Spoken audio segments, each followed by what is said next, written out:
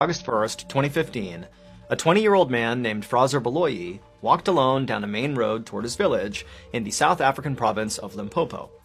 Frazer was on his way home from work, and he was pretty desperate to get there. It was only about 7:30 p.m., and usually around this time, Frazer was used to seeing other people out and about on this road, just kind of walking around in the dusk or, chatting or doing various errands, but tonight there was nobody out there. And in fact, in recent days, this area of Limpopo had basically become a ghost town. Nobody went out unless they absolutely had to, because over the last 10 days, over 20 people in this area had been brutally mauled. The victims had all insisted that the creature that had mauled them was some kind of four-legged demon, and they had begun calling it the Beast. Now, Frazer considered himself a pretty level-headed person who did not necessarily buy into the hype around this beast. He figured it was very likely just a dog. But still, he didn't want to get attacked. And so as he walked down this vacant road, he periodically looked over his shoulder just to make sure no dog was following him. As Frazer continued to walk along, he looked up and saw the huge forest fire that was raging on a mountain miles and miles off in the distance.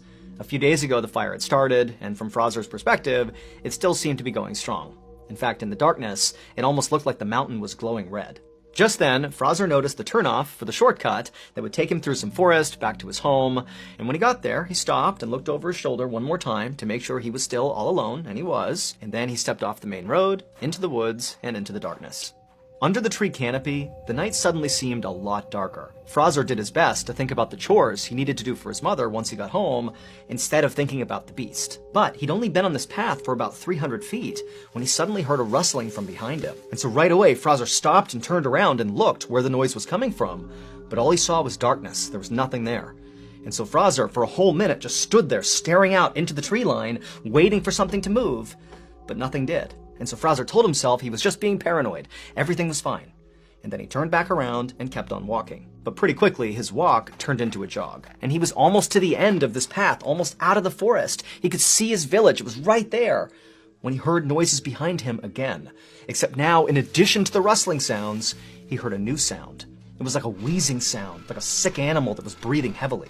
Now, Frazer knew he was not just being paranoid. Something was out there, and it seemed like it might be following him. Without slowing down, Frazer looked over his shoulder again to see what was out there, but again, he just saw nothing. It was just shadows. However, when he turned back around and kept on going towards his village, he heard this loud crashing sound behind him, like a massive animal had leapt out of the brush and landed on the path behind him. And so Frazer was immediately so scared he couldn't even turn around. He just started sprinting toward the village, and all he could hear behind him were these loud, pounding footsteps as whatever this was gaining on him.